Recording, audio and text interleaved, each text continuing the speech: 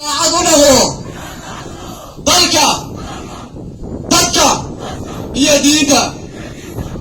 inaan u hogaansanaado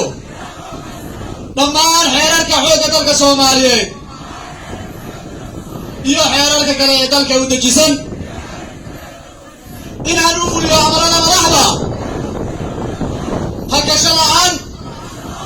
inaan heegan iyo gaashaan u noqdo difaaca iyo horumarinta qaranka Soomaaliyeed inaan ku dhaqmo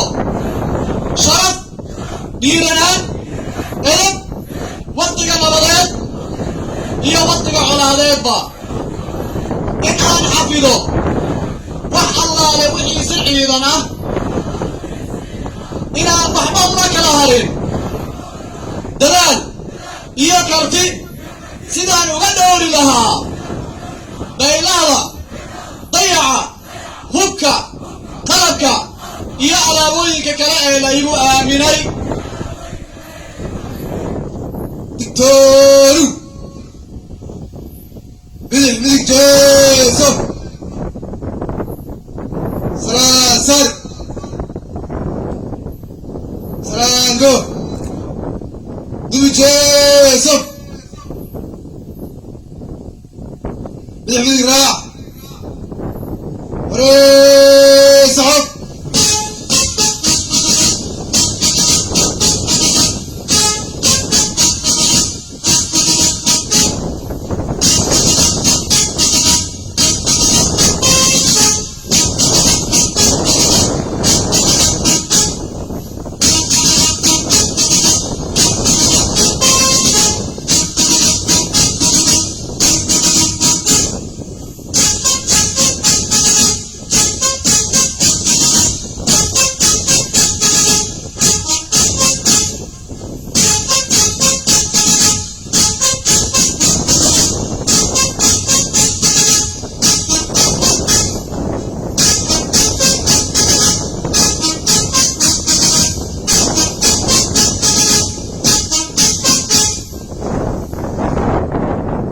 تقصد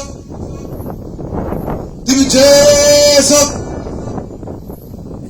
ناستو Somali Türk Görev Kuvveti Komutanı Vekili Albay Şener Çakır'ın konuşmalarını